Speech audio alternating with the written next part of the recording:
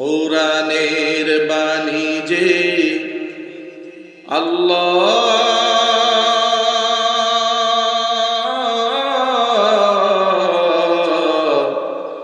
আমাকে করেছে ব্যাকুল, আমাকে করেছে ব্যাকুল। কোরআনের বাণী যে আল্লাহ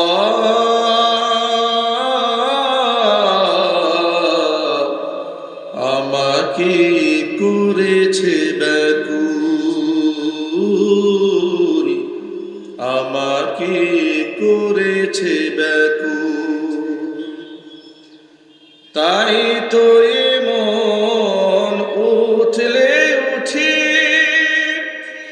প্রাণ আমার হয় যে আকুল, আমাকে করেছে ব্যাকুল, আমাকে করেছে ব্যাকুল। কোরআনের বাণী যে আল্লাহ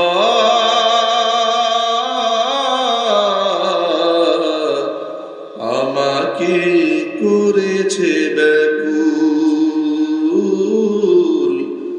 আমাকে করেছে ব্যাকুল। সকল যুগের মানুষ জানে কি মহিমা আল কোরআনে,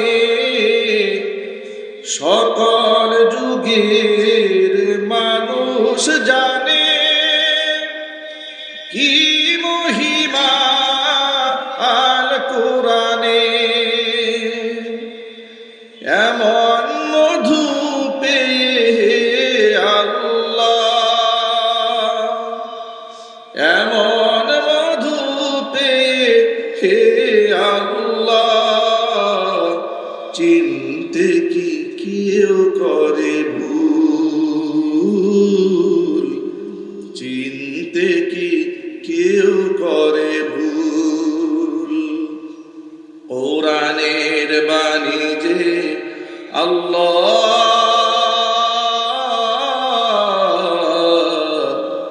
আমাকে করেছে ব্যাকুল, আমাকে করেছে ব্যাকুল। তাই তো এমন উঠলে উঠে প্রাণ আমার হয় যে আকুল, আমাকে করেছে ব্যাকুল, আমাকে করেছে ব্যাকুল। কোরআনের বাণী যে আল্লাহ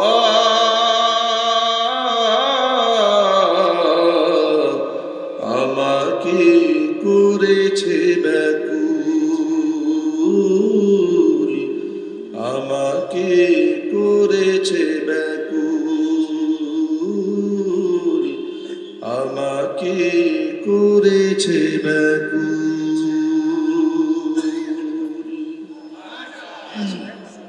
কোরআনে কারিমের আকর্ষণে যুগ যুগ ধরে লোকেরা খেয়ে না খেয়ে রাতের ঘুমকে পেছনে ফেলে আরামের ঘুমকে ঠেলে দিয়ে হাজার হাজার মানুষ কোরআন শোনার জন্য তারা মাঠে ঘাটে পথে ঘাটে পর্যন্ত বসে যায়।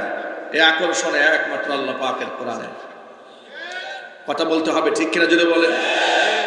আর সেই আকর্ষণে মানুষ যেন আসতে না পারে, কোরআনপন্থীদেরকে জঙ্গি, তারা সন্ত্রাস, তারা হচ্ছে রাজাকার, তারা আল বদর আল শাম, স্বাধীনতার দুশ্মন, স্বাধীনতা চেতনা বিরোধী, এই ধরনের কথা বলে বলে কোরআন থেকে মানুষদেরকে বিগত স্বৈরাচারীর আমলে শুধু প্রচেষ্টায় নয়, তারা জীবন মন পণ করে লড়াই করেছে কোরআনে কারীম যেন বাংলাদেশের মানুষ ভুলে যায়।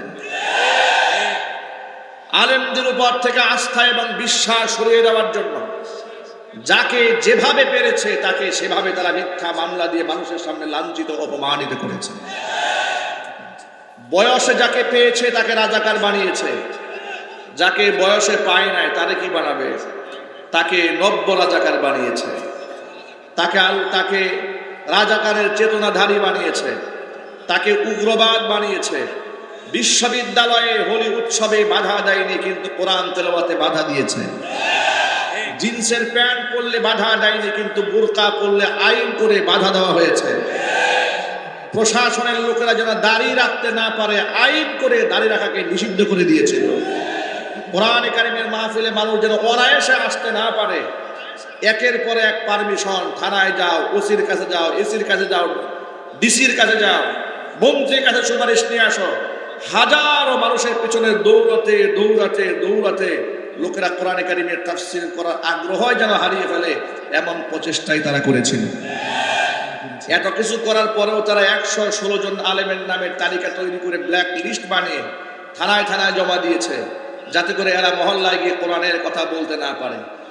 ব্ল্যাক লিস্টের মধ্যে তাদের নামগুলো তারা তুলে ধরেছে, যারা এই বাংলাদেশের সূর্য সন্তান, শ্রেষ্ঠ মুফাসসির কোরআন, তাদেরকে তারা তালিকাভুক্ত করে দিয়েছিল। এমনকি মিথ্যা মামলা দিয়ে জেলখানায় পুরে দেওয়ার পরে তারা বলেছে কোনো হকপন্থী আলেমদেরকে জেলখানায় দেওয়া হয় নাই, ধর্ম ব্যবসায়ীদেরকে দেওয়া হয়েছে। আমি আপনাদের কাছে জানতে চাই, এদেশের যত ওলামারা ইসলামের জন্য জেল খেটেছেন, কোরআনের জন্য জরিমানা দিয়েছেন, ফাঁসির মঞ্চে উঠেছেন, তারা কি ব্যক্তির স্বার্থ সিদ্ধির জন্য এই মাজলুম হয়েছেন, না কোরআনের জন্য হয়েছেন? কোরআনের জন্য যে আলেমরা মাজলুম হয়েছে এই কথার সাক্ষ্য দেন কারা কারা? আমি তো হাত দেখতে চাই।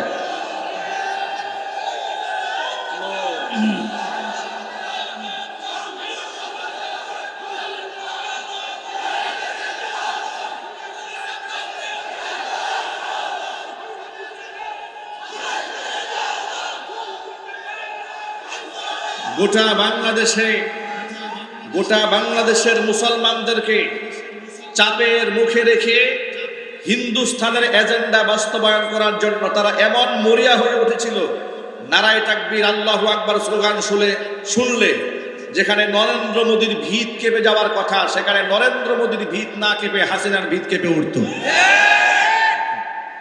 আপনাদের পার্শ্ববর্তী এই থানাতেই, বুশচি এলাকাতেই আমার এক মাহফিলে, আজ থেকে প্রায় 5-7 বছর আগের কথা, সেখানে একজন আলেম আমার বক্তৃতা শুনে মাঝখানে নারায়ে তাকবীর, আল্লাহু আকবার স্লোগান দিয়ে দাঁড়িয়েছিলেন।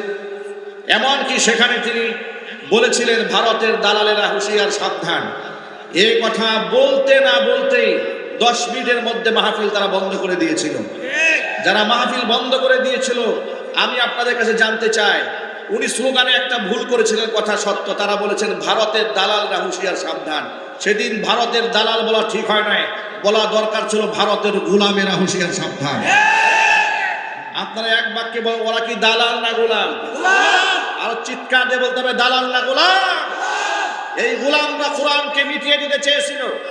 কোরআনে কারিমের যে সমস্ত আয়াতগুলো পছন্দ হয়েছে সেগুলা শুনতে পছন্দ করেছে, বলতে পছন্দ করেছে, কিন্তু কোরআনে কারিমের যে সমস্ত আইন, কোরআনে কারিমের যে সমস্ত কানুন ইসলামী তাহজিব তামাদ্দুন বাংলার মাটিতে প্রতিষ্ঠিত করার ক্ষেত্রে, দিন কায়েমের ক্ষেত্রে মানুষকে উদ্বুদ্ধ করে, সেই সমস্ত আয়াতগুলোকে তারা পরোক্ষভাবে নিষিদ্ধ করে দিয়েছেন। কিন্তু তাদের চক্রান্ত ব্যর্থ হয়েছে। ইনশাআল্লাহ এই মাটির সন্তানেরা উজ্জীবিত হয়েছে, দালালদের চোখে চোখ রেখে তারা কথা বলতে শিখেছে। আগামী প্রজন্মের যুবকদেরকে বলছি, যুবকেরা, গত রাত্রে সচিবালয়ে হামলা হয়েছে, দেশ নিয়ে ষড়যন্ত্র বন্ধ হয় নাই।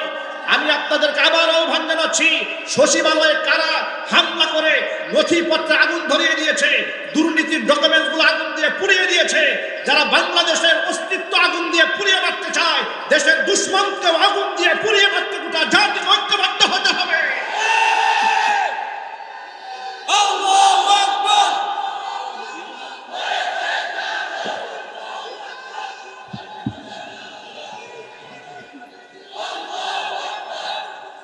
আপনাদের কি মনে হয় সচিবালয়ে এমনি এমনি আগুন লেগে গেছে? একটু জোরে বলেন। আগুনও দিকে ইদানিং সচিবালয়ের বিশেষ বিশেষ রুম চেনে, কোনটা নাহিদ সাহেবের রুম, এটা আগুন ভালো করে চেনে। কথা বলেন না ভাই, ঠিক কিনা বলেন? কোনটা আসিফ সাহেবের রুম, এটা ইতোমধ্যে আগুন চিনে গেছে। জেনে বুঝে তিনটি জায়গার মধ্যে আগুন ধরে দেওয়া হয়েছে। যেখানে স্বৈরাচারের হাজার কোটি টাকার দুর্নীতির ফাইল যে সমস্ত পক্ষে ছিল আগুন দিয়ে পুড়িয়ে দেওয়া হয়েছে। আমরা বলবো যারা স্বৈরাচারীকে এই দেশে পুনর্বাসনের জন্য কথাবার্তা বলে, এমনকি তাদের প্রতি সিম্পিতি প্রকাশ করে, টাকার বিনিময়ে নিজের ঘরে রেখে নিরাপদ সেফ এক্সিট তাদেরকে দেশ থেকে দিয়ে দেয়। স্বৈরাচার যেমন রাষ্ট্রের শত্রু, ওদেরকে যারা নিরাপদ সেফ এক্সিট দিয়ে দেয় তারাও এই রাষ্ট্রের চরম শত্রু। কথা বলতে হবে, ঠিক কিনা বলেন? আমি আপনাদের সকলের কাছে উদাত্ত আহ্বান জানাই, গোটা জাতির এই ক্লান্তি লগ্নে জাতির ভেদাভেদ করার কোনো সুযোগ আছে ভাই? আরো জোরে বলেন। এখানে বিশেষ করে মুসলমানদের আর কোনো ভেদাভেদ এই দেশে থাকবে না ইনশাআল্লাহ। বলেন ইনশাআল্লাহ। কে জামাত করে, কে চরমনায় করে, কে খেলাফত মজলিস করে, সকল ইসলাম পন্থীদেরকে এক প্ল্যাটফর্মে দাঁড়াতে হবে। যারা আল্লাহর কোরআন চান, যারা এদেশের স্বাধীনতা সার্বভৌমত্ব রক্ষা করতে চান, দলমত নির্বিশেষে সকলে এক কাতারে শামিল হতে হবে এবং আল্লাহ পাকের নাজিলকৃত সকল বিধান হাসি মুখেই মেনে নিতে হবে। আল্লাহর বিধানের ক্ষেত্রে কোনো প্রশ্ন তোলা যাবে না। ভালো করে শুনে রাখেন, এমন কথা বলা যাবে না দেশ আধুনিক হয়েছে, পর্দা একটু হালকা হলেও চলবে, এ কথা বলার কোনো সুযোগ নাই। ইসলাম যা ছিল তাই আছে, কিয়ামত পর্যন্ত সেটাই থাকবে। কিছু লোকেরা আমরা পর্দার কথা বললে, দাড়ির কথা বললে, টুপির কথা বললে, নামাজের কথা বললে আমাদেরকে বলে আপনারা ধর্মীয় গুরামি একটু ছাড়েন। আমরা কি ধর্মীয় গুরামি করি? আমি আমার ভাইদেরকে বলছি, ভাইয়ের আমার, এই ইকুটা একটু কমাই দেন। বিধান যদি আল্লাহ পাক দিয়ে দেন, বিধান যদি আল্লাহ রসুলের পক্ষ থেকে আসে, সেই ক্ষেত্রে হাসি মুখে সেই কথাগুলো মানার দরকার আছে না নাই? আপনি আমি কি আল্লাহ রসুলের সিদ্ধান্তকে হাসি মুখে না মেনে নিয়ে উল্টা পাল্টা প্রশ্ন তুলবো, এই অধিকার আপনারা কে দিয়েছে? আমি আমার খুতবার মধ্যে কোরআন মাজিদের সূরা আহজাবের 36 নম্বর আয়াতে কারিমা আপনাদের সামনে তেলাওয়াত করেছি।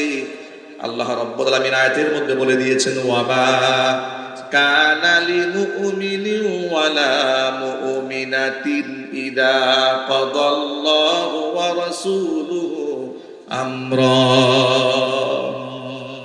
আমি আল্লাহ এবং আমার রাসূল যদি কোনো ব্যাপারে কোনো রায় দিয়ে দেয়, সিদ্ধান্ত দিয়ে দেয়, মা কানা লিমুমিনিন ওয়ালা মুমিনাতিন, কোন ঈমানদার নারী পুরুষের অধিকার থাকে না আইয়াকুনা লাহুমুল খিয়ারাতু মিন আমরিহিম, ওই রায়ের এগেনিস্টে দাঁড়িয়ে নিজের পক্ষ থেকে মতামত ব্যক্ত করার কোনো অধিকার নাই। ওয়া মান ইয়াসিল্লাহা ওয়া রাসূলা, কোন ব্যক্তি যদি আমি আল্লাহ এবং আমার রাসূলের সিদ্ধান্তকে অমান্য করে, ফাকাদ দাল্লা দালালাম মুবিনা, সেই ব্যক্তি সুস্পষ্ট গোমরাহ হয়ে যাবে। আমি আপনাদের সকল ভাইদের আহ্বান জানাই বলছি, এক বাক্যে জবাব দিয়ে বলেন, আমরা কি গুমরাহির পথে হাঁটবো না হেদায়েতের পথে হাঁটবো? কোরআন যে পথ বাতলি দিয়েছেন তা সঠিক পথ, সুন্নাহ যে পথ দেখিয়ে দিয়েছে সেটা গোলামির পথ হতে পারে না। আল্লাহ এবং রাসূলের চাইতে বড় ইনসাফগার, মুতাদিল, ভারসাম্যপূর্ণ সিদ্ধান্ত পৃথিবীতে কেউ দিতে পারে না। কথা বলতে হবে, ঠিক কিনা? আল্লাহর নবী কোরআন সম্পর্কে বলেন, ইন্না হাযাল কুরআনা সাবাবুন, এই কোরআন হচ্ছে এমন একটা রশি, তরফুহু বিআইদিল্লাহি ওয়া তরফুহু বিআইদিকুম, এই কোরআনের এমন একটা রশি, এটা এই রশির এক মাথা আল্লাহর হাতে, আরেক মাথা বান্দা তোমাদের হাতে। লাং তাদিল্লু, কোশ্চিন কালেও তোমরা পথভ্রষ্ট হবে না। ওয়ালাং তাহলিকু, কোশ্চিন কালেও তোমরা ধ্বংস হবে না। বাদাহু আবাদা, যদি এই কোরআনকে বুকের সাথে আগলায় ধরে রাখতে পারো, এর মানে হচ্ছে এর নীতিমালা যতদিন পর্যন্ত ফলো করবে, জীবনে যত বড় ঝুঁকি আসুক না কেন, যত বড় রিস্কি মোমেন্টে তুমি পড়ে যাও না কেন, কোরআনে কারীমকে যদি আগলায় ধরে রাখতে পারো, কোশ্চিন কালেও তুমি হক পথ থেকে বিচ্যুত হবে না। তোমাকে ধ্বংস করে দেওয়ার শক্তি পৃথিবীতে কারো নাই। জোরে জোরে বলেন সুবহানাল্লাহ। এই সূরাতুল আহজাবের 36 নম্বর আয়াতে কারিমা নাজিল হওয়ার একটা প্রেক্ষাপট আছে, যে তাফসীরের ভাষায় আপনারাও জানেন এটাকে শানে নুজুল বলা হয়। কি বলা হয় জোরে বলেন ভাই? শানে নুজুল মানে এই আয়াতটা নাজিল হওয়ার প্রেক্ষাপট কি, আল্লাহ কোন প্রেক্ষাপটে বলেছেন যে আমি আল্লাহ এবং আমার রাসূল সিদ্ধান্ত দিয়ে দিলে মুমিন বান্দার মতামত ব্যক্ত করার অধিকার থাকে না, এটা আল্লাহ পাক কেন বলেছিলেন? এই কথা বলার পেছনে মূল কারণ হচ্ছে নবী করিম সাল্লাল্লাহু আলাইহি ওয়াসাল্লামের পালক পুত্র যায়েদ বিন হারেসা রাদিয়াল্লাহু তাআলা আনহু। নাম শুনেছেন ভাই আপনারা? কারা কারা শুনেছেন হাত দেখি তো। এখন তো সিরাতের চর্চাটা কম হয়, নায়ক নায়িকার নামটা বেশি চর্চা হয়। যায়েদ বিন হারেসা রাদিয়াল্লাহু তাআলা আনহুর নাম শুনেছেন? যায়েদ বিন হারেসা হচ্ছে রাসূলের পালক পুত্র। এই রাসূলের পালক পুত্রের সাথে নবী করিম সাল্লাল্লাহু আলাইহি ওয়াসাল্লামের আপন ফুফাতো বোন যায়নাব বিনতে জাহাশ রাদিয়াল্লাহু তাআলা আনহার বিবাহে পয়গাম পাঠিয়েছিলেন আল্লাহর নবী সাল্লাল্লাহু আলাইহি ওয়াসাল্লাম। যায়নাব বিনতে জাহাশ এবং যায়নাব বিনতে জাহাশের ভাই আব্দুল্লাহ ইবনে জাহাশ দুজনে মিলে রাসূলের এই পয়গামটা পছন্দ করেননি। পছন্দ না করার পেছনে তাদের যৌক্তিক কারণ কি ছিল? তারা বলেছে যে দেখুন, যায়নাব বিনতে জাহাশ হচ্ছে একজন বংশীয় নারী, কুরাইশ বংশের মেয়ে, দেখতে সুন্দরী, বংশীয় রমণী। পক্ষান্তরে যায়েদ বিন হারেসা হচ্ছেন খাদিজাতুল কুবরা রাদিয়াল্লাহু তাআলা আনহার ভাইয়ের উকাজের মেলা থেকে কৃত দাস। তিনি বাজার থেকে তাকে দাস হিসেবে খরিদ করেছিলেন। যদিও নবী করিম সাল্লাল্লাহু আলাইহি সাল্লাম তাকে আজাদ করে নিজের সন্তানের মর্যাদা দিয়েছিলেন, কিন্তু সে তো বংশীয়ভাবে তিনি বোঝাতে চাইলেন সে তো গোলাম ছিল। গোলামের সাথে কুরাইশ বংশের একটা মেয়ের বিবাহ হবে, এটা তিনি মনের দিক থেকে মানতে পারেননি। নবী করিম সাল্লাল্লাহু আলাইহি সাল্লামকে প্রস্তাবটা তারা প্রত্যাখ্যান করলেন। যেভাবে প্রত্যাখ্যান করলেন যায়নাব বিনতে জাহাশ, তেমন ভাবে প্রত্যাখ্যান করলেন আব্দুল্লাহ ইবনে জাহাশ।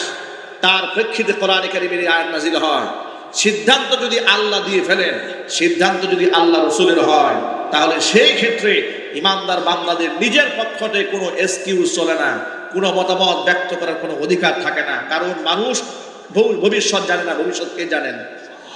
একটু জোর আওয়াজে সকলকে বলতে হবে, ভবিষ্যৎকে জানেন আল্লাহ পাক জানেন। আল্লাহর বিধানগুলোকেই মুসলমানকে হাসি মুখে মানতে হবে। যদি মুসলমান না মানতে পারে, তাহলে সেই ব্যক্তি খাঁটি ইমানদার হতে পারে। দেখুন, আমাদের দেশের কিছু লোকদের মনোভাবটা এরকম, হুজুর নামাজের কথা বললে এটা ধর্মের কথা হয়, রোজার কথা বললেও বলে ধর্মের আলোচনায় হয়েছে, জিকিরের আলোচনা করলে বলে একেবারে তাজকিয়াতুন নাফসি, অন্তরে আত্মশুদ্ধির কথা বলা হয়েছে। যদি আপনি হজের কথা বলেন তাতেও কোনো অসুবিধা নাই, যাকাতের কথা বলেন এতেও অসুবিধা হয় না। কারণ কি, রাষ্ট্রের মধ্যে যাকাত তো কায়েম করা হয় নাই, দিলে অসুবিধা নাই, না দিলেও কোনো জবাবদিহিতা নাই, এই একটা অবস্থা। এই জন্য আপনি নামাজ, রোজা, হজ, যাকাত, জিকির, আজকার, তাসবিহ, তাহলিল, ব্যক্তি আমলের যত কথা বলেন আপনাকে কেউ বাধা দিবে না। কিন্তু আপনি যদি খালি বলেছেন কোরআনে কারিমে শারঈ আইন আছে, ওই আইন দিয়ে আমি দেশ চালাবো, রাষ্ট্র চালাবো, আল্লাহর নাজিলকৃত বিধান দিয়ে সমাজ চলতে হবে, সেক্রেটারিয়েট চলতে হবে, সচিবালয় চলতে হবে, প্রশাসন চলতে হবে, এই কথা যদি কোনো হুজুর বলে, তখন দেখবেন আওয়াজ ওঠে, হুজুর তো ইদানিং ওয়াজ বাদ দিয়ে রাজনীতি শুরু করেছে। কথা বলেন, ঠিক কিনা বলেন? আচ্ছা, আমি আপনাদেরকে বলি, যে আল্লাহ নামাজের কথা বলেছেন, যে আল্লাহ রোজার কথা বলেছেন, নামাজের কথা শুনতেও আপনার মজা লাগে, রোজার কথা শুনতেও মজা লাগে, কিন্তু চুরি করলে রাষ্ট্রীয়ভাবে হাত কেড়ে দেওয়ার বিধান আছে, এটা শুনলে আপনি নারাজ হন কেন? চুরির বিধান সম্পর্কে কোরআনে কারিমের আইন আছে না নাই? ওয়াস-সারিকু ওয়াস-সারিকাতু ফাকতাউ আইদিয়াহুমা জাযাআন বিমা কাসাবা নাকালান মিনাল্লাহ।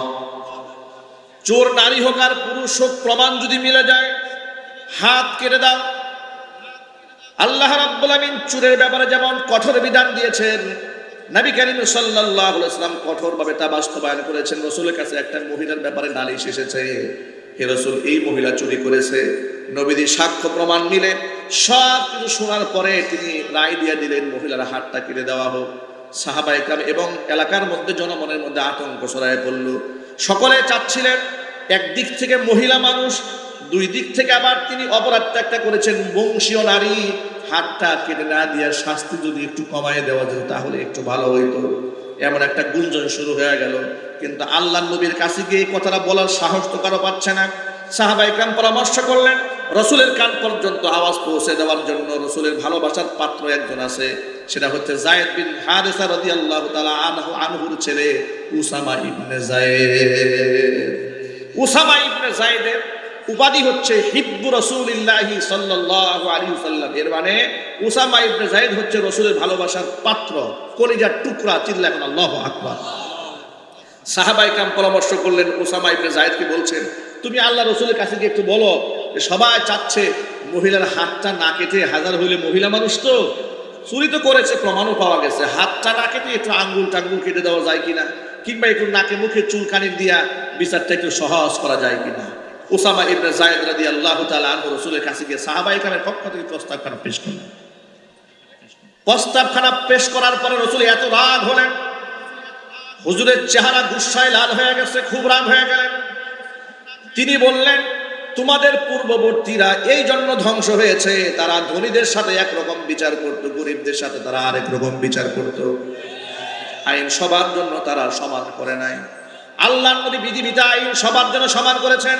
হুজুর বলেন, আজকেই মহিলার জায়গায় যদি আমার মেয়ে ফাতেমাও চুরি করতো, লাকাতাতু ইয়াদাহা, ফাতিমার হাতটা আমি নিশ্চয়ই নবীজি নিজে কেটে দিতাম। আল্লাহু আকবার বলেন। আমাদের দেশের দিকে একটু তাকায় দেখেন, এই দেশে বিচারের নামে প্রহসন আছে না নাই? আর চিল্লায় বলতে হবে। লোকেরা খুন করলেও, গুম করলেও বিচার হয় না। বিরোধী দলের লোকেরা মশা মাছি মারলেও মার্ডার কেসের আসামি হয়ে যায়। এই জুলুম নির্যাতন যদি বন্ধ করতে চান, এই ইনসাফ যদি জমিনের মধ্যে কায়েম করতে চান, ইসলাম প্রতিষ্ঠা ছাড়া বিকল্প কোনো রাস্তা নাই। কারণ এই দেশে ভারতের আধিপত্য বিস্তার করার জন্য আবু জেহেলের নাতিপুতিরা কিন্তু এখনো পর্যন্ত ব্যাপকভাবে কার্যক্রম চালিয়ে যাচ্ছে।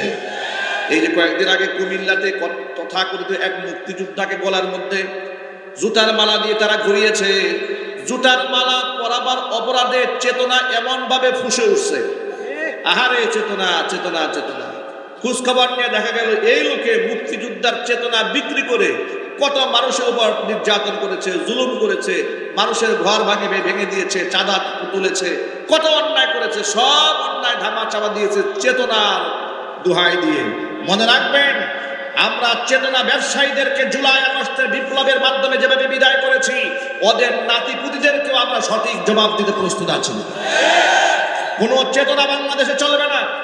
কথা একটা পরিষ্কার, যিনি অপরাধী তিনি অপরাধী, অপরাধের বিচার হতে হবে। অতএব যিনি এই কাজ করেছেন, আচ্ছা উনার গলায় জুতার মালা দেওয়া হয়েছে, আপনারা খুব অপমান বোধ করলেন। আল্লামা মামুনুল হক হাফিজাহুল্লাহকে রিসোর্টে রেখে তোমাদের গুন্ডা বাহিনী দাড়ি দোকান দিয়ে টান দিয়েছিল, জামা কাপড় টেনে ছিঁড়ে ফেলে দিয়েছিল, তখন তাদেরকে গ্রেফতার করো নাই কেন? কথা একটু জোরে বলেন, ঠিক কিনা বলেন?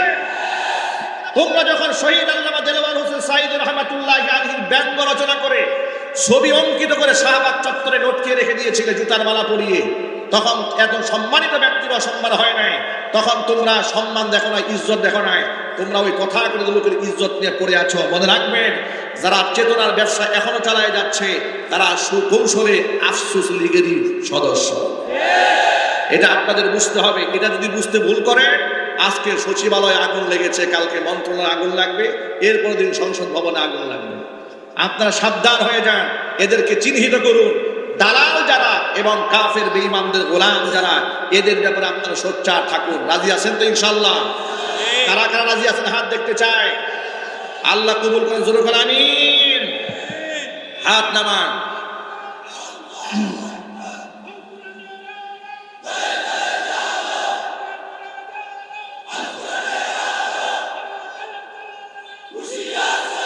শোনেন, এই যে এখন থেকে স্লোগান চেঞ্জ হবে, ভারতের দালালের নয়, ভারতের গোলামেরা।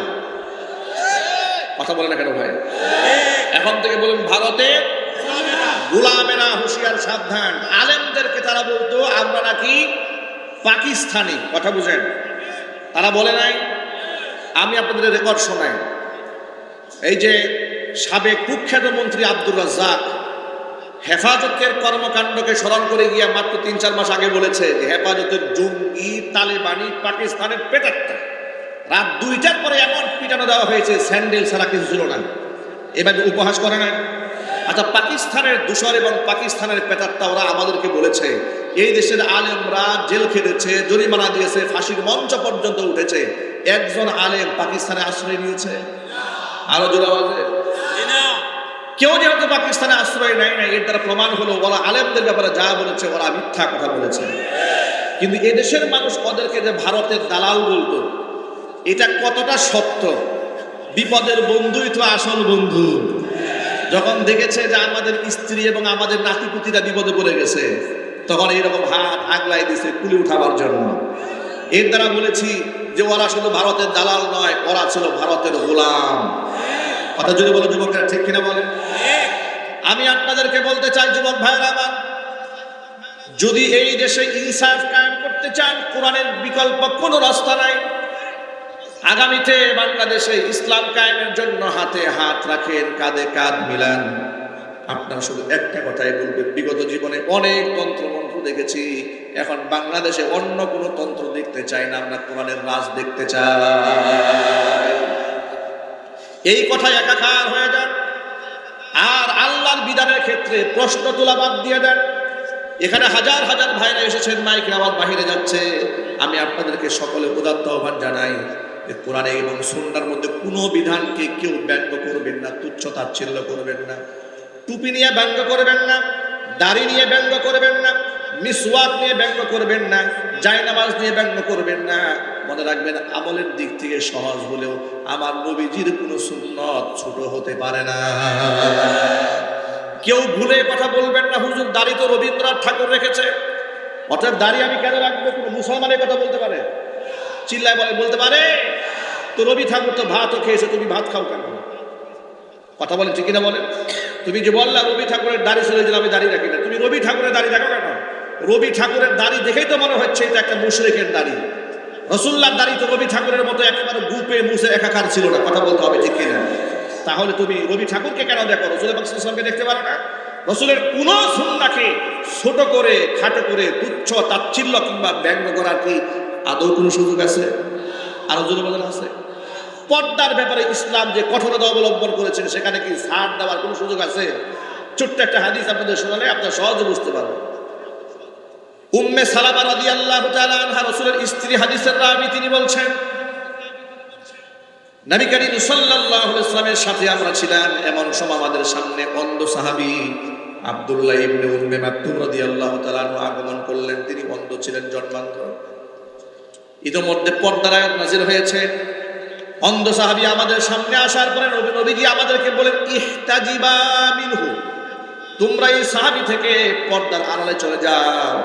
উম্মে সালামা বলছেন, আমি তখন প্রশ্ন করে বললাম, আলাইসা হুয়া আমা লা ইউবসিরুনা ওয়ালা ইয়ারিফুনা, হে রাসূল, সে তো অন্ধ ব্যক্তি, চোখে দেখতে পায় না, সে আমাদেরকে দেখতেও পাবে না, চিনতেও পারবে না, আমাদের সামনে থাকলে অসুবিধা কি? আল্লাহর হাবিব তখন জবাব দিয়ে বললেন, আফা আমিয়া ওয়ানি আনতুমা আলাস্তুমা তুবসিরানি, সে অন্ধ, তোমাদেরকে দেখতে পাবে না, তোমরা কি অন্ধ নাকি? সুবহানাল্লাহ, আল্লাহু আকবার বলেন।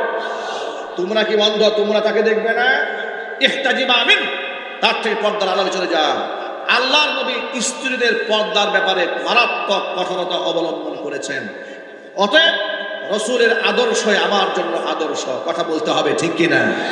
এটাই মধ্যম পন্থা। এর মধ্যে খায়ের আছে, এর মধ্যে বারাকা আছে, এর মধ্যে কল্যাণ আছে। নবী করিম সাল্লাল্লাহু আলাইহি ওয়াসাল্লাম যা বলেছেন গোটা উম্মার জন্য বলেছেন। রাসূলের চাইতে বেশি দরদি আমাদের জন্য আর কেউ আছে ভাই?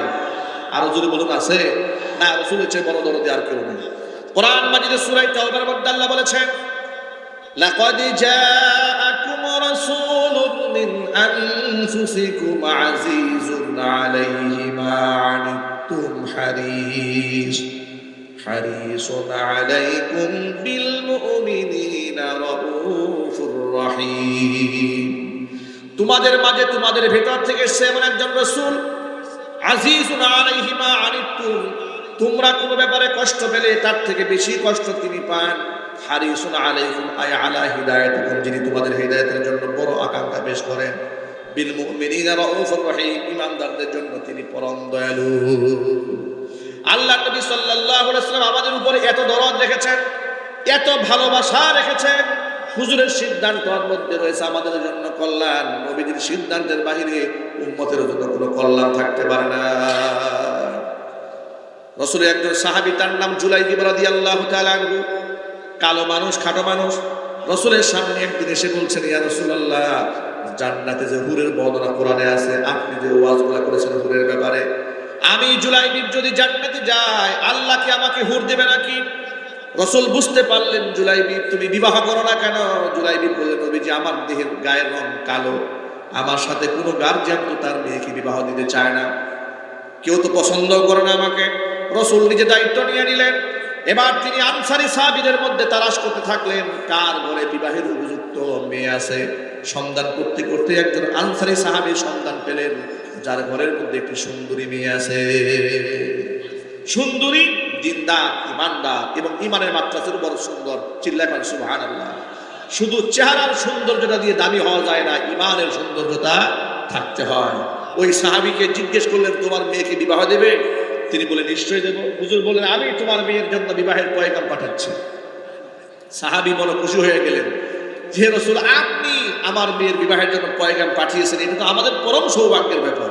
হুজুর বললেন, পয়গাম আমি পাঠিয়েছি, তবে আমার জন্য নয়, বিবাহের প্রস্তাব পেশ করছে আমার সাহাবী জুলাইবিবের পক্ষ থেকে। জুলাইবিবের নামটা শুনে আনসারী সাহাবীর পরক্ষণে মনটা খারাপ হয়ে গেল, কারণ জুলাইবিব দেখতে কালো মানুষ ছিলেন, এটা একটা সদস্যন্দ বিষয় ছিল। তিনি বললেন, হে রাসূল, আপনি যদি আমাকে অনুমতি দেন, আমি এই বিষয়টা নিয়ে মেয়ে এবং মেয়ের মার সাথে ঘরে গিয়ে একটু পরামর্শ করতে চাই। রাসূল বললেন, ঠিক আছে, তুমি যাও। তিনি ঘরে গেলেন। ঘরে গিয়ে মেয়ের সাথে কোনো ডিসকাশনে না গিয়ে তিনি মেয়ের মার সাথে আড়ালে কথা বললেন যে আমাদের মেয়ের জন্য রাসূল তো একটা প্রস্তাব দিয়েছে, কিন্তু প্রস্তাবটা তো জুলাইবিবের পক্ষ থেকে দিয়েছে। জুলাইবিব দেখতে এরকম এরকম।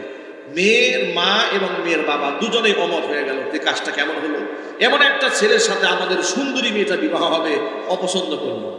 তিনি বললেন, মেয়ের মা বলছেন, এর থেকে ভালো আপনি রাসূলের কাছে যান, গিয়ে অত্যন্ত আদবের সাথে প্রস্তাবটা প্রত্যাখ্যান করে দিয়ে আসেন। এবার সাহাবী রাসূলের পয়গাম প্রত্যাখ্যান করার জন্য ঘর থেকে বের হয়েছেন, রওনা হচ্ছেন। এমন সময় মেয়ে তার বাবাকে ডাক দিয়ে বলছেন, আব্বাজান দাঁড়ান, কোথায় যাচ্ছেন? কার প্রস্তাব প্রত্যাখ্যান করতে যাচ্ছেন?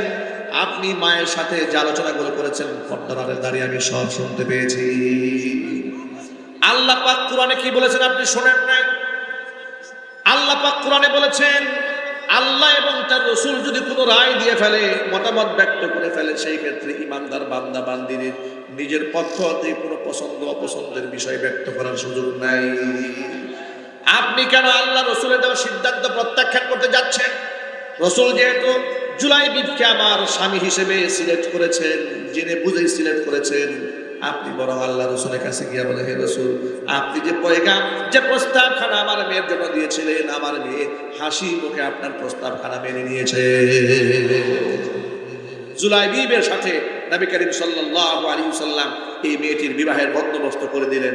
এর লম্বা ইতিহাস একটুখানি আমি শুধু সংক্ষিপ্ত পরিসরে আমি বুঝাতে চেয়েছি, আল্লাহ এবং রাসূল যদি যে কোনো ব্যাপারে কোনো রায় দেন, সিদ্ধান্ত দেন, সেটা আমাকে হাসি মুখে মানতেই হবে। এর মধ্যে রয়েছে গোটা জাতির কল্যাণ। আমরা কি আল্লাহর যে কোনো বিধান মানতে রাজি আছেন ভাই ইনশাআল্লাহ?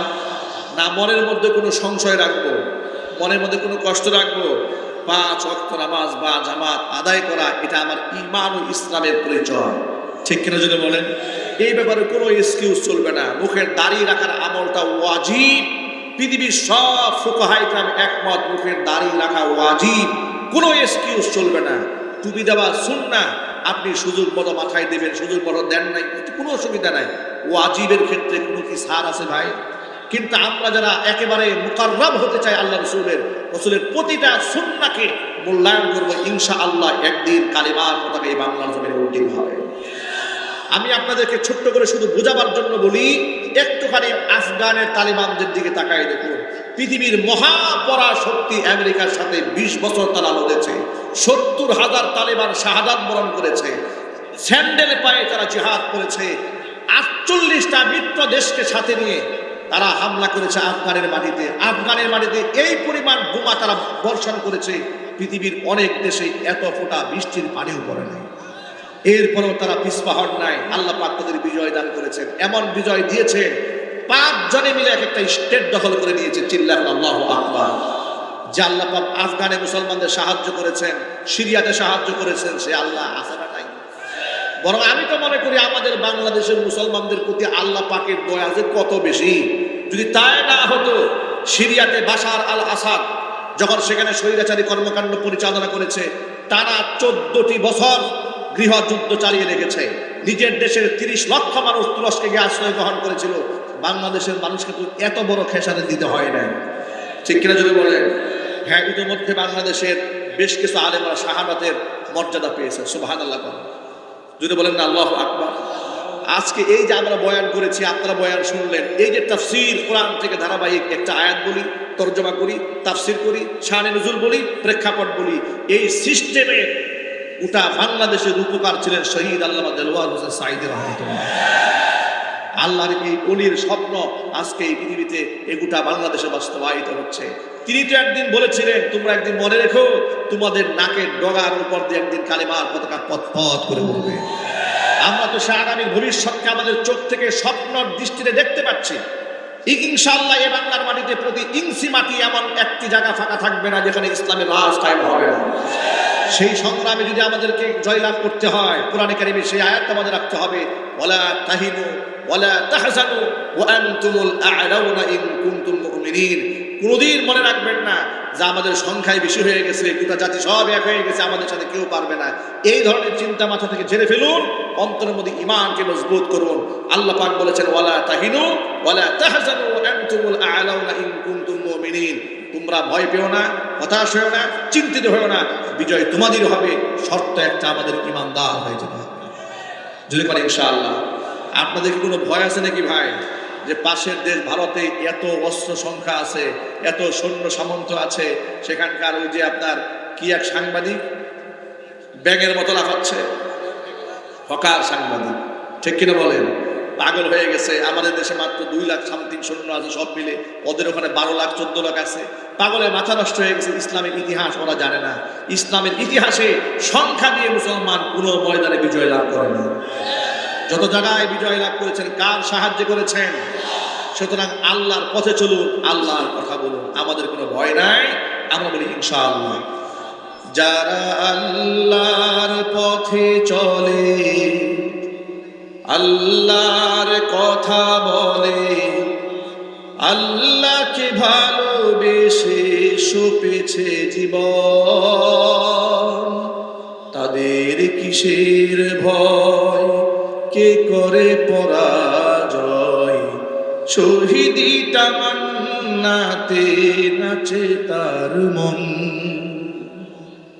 যারা আল্লাহর পথে চলে, আল্লাহর কথা বলে, আল্লাহকে ভালোবেসে সপেছে জীবন, তাদের কিসের ভয়, কে করে পরাজয়, শহীদি তামান্নাতে নাচে তার মন। হাসনা হেনার গানে ভুলে না হৃদয় তার, কালিমার মিশক মাখা হৃদয় রয়েছে যার। হাসনা হেনার গানে ভুলে না হৃদয় তার, কালিমার মিশক মাখা হৃদয় রয়েছে যার। সব পিছু টান ভুলে জিহাদের পথে চলে, সব পিছু টান ভুলে জিহাদের পথে চলে, সে তো তার ঈমান বলে। যারা আল্লাহর পথে চলে, আল্লাহর কথা বলে, আল্লাহকে ভালোবেসে সপেছে জীবন, তাদের কিসের ভয়, কে করে পরাজয়, শহীদি তামান্নাতে নাচে তার মন। লালসার কাছে কভু হয় না সে পরাজয়, জীবন বিলিয়ে সে তো জান্নাত করে ক্রয়। ঠিক কিনা যদি বলেন? লালসার কাছে কভু হয় না সে পরাজয়, জীবন বিলিয়ে সে তো জান্নাত করে ক্রয়। মৃত্যুর মুখোমুখি দাঁড়িয়ে যারা সুখী, ঠিক কিনা বলেন? যেদিন শহীদ আল্লামা সাঈদী রহমাতুল্লাহি আলাইহিকে চিকিৎসার নামে তাকে কারাগার থেকে বের করে আনা হলো, প্রিজন ভ্যান থেকে যখন নামানো হলো, তার হাসিটা দেখেছেন আপনারা? আল্লাহু আকবার। আমি সেদিন একটা স্ট্যাটাস দিয়েছিলাম, এই হাসি একজন মুমিন জীবনের শাহাদাত প্রাপ্তির হাসি। এই মুমিন জীবনের শ্রেষ্ঠ প্রাপ্তি আল্লাহ পাকের জান্নাত প্রাপ্তির হাসি, আল্লাহ পাকের সান্নিধ্য পাওয়ার হাসি। একজন পুলিশের বড় ঊর্ধ্বতন কর্মকর্তা ময়মনসিংহ বাড়ি, কিছুদিন আগে তার এলাকায় মাহফিলে গিয়েছে, আমাকে বলেন, হুজুর রমনা থানাতে রিমান্ডে সাইদি সাহেব আমার তত্ত্বাবধানে ছিলেন। আমি অবাক হয়েছি, প্রশাসনে উনি বলছেন যে আমি কত আসামিকে দেখেছি এই গারদে এনেছে, তাদেরকে রিমান্ডে নেওয়া হয়েছে, জবাবদিহিতা করতে বলা হয়েছে। সবাই খুব আটকে উঠতেন, ভয় পেতেন, চিন্তা ভাবনা করতেন, কিন্তু আল্লাহর এই বান্দা, আমি কোনোদিন তার চেহারার মধ্যে সামান্যতম ভাঁজও দেখিনি। আল্লাহু আকবার বলেন। ওই সাইদি সাহেবের ছেলেরা প্রায় সময় বলতেন, বাবা শারীরিকভাবে অসুস্থ, দোয়া চেয়েছেন, কিন্তু মানসিকভাবে খুবই স্ট্রং। সুবহানাল্লাহ। ইমানদারেরা কখনো ভয় পায় না। মৃত্যুর মুখোমুখি দাঁড়িয়েও যারা সুখী, কথা বলেন ঠিক কিনা? মৃত্যুর মুখোমুখি দাঁড়িয়েও যারা সুখী, এসো আজ তাদের দলে, যারা আল্লাহর পথে চলে, আল্লাহর কথা বলে, আল্লাহকে ভালোবেসে সপেছে জীবন। তাদের কিসের ভয়, কে করে পরাজয়, শহীদি তামান্নাতে নাচে তার মন। আল্লাহ রাব্বুল আলামিন আমাদের সকলকে শহীদি তামান্না নিয়ে জীবনযাপন করার তৌফিক দান করেন। আল্লাহর পথে লড়তে চায়, আল্লাহর পথেই মরতে চায়, আল্লাহ এবং রাসূলের মহব্বত নিয়ে কাল হাসরের ময়দানে দাঁড়াতে চায়। আল্লাহ রাব্বুল আলামিন এই জমিনে আল্লাহর দ্বীন কায়েম করার তৌফিক আমাদেরকে দান করুন। আল্লাহ পাকের সমস্ত বিধিবিধান আহকামাতগুলো হাসি মুখে মান্য করার তৌফিক দান করুন। আমিন। ওয়া আখিরু দাওয়ানা আলহামদুলিল্লাহি রাব্বিল আলামিন। ওয়াসসালামু আলাইকুম ওয়া রাহমাতুল্লাহি ওয়া বারাকাতুহু।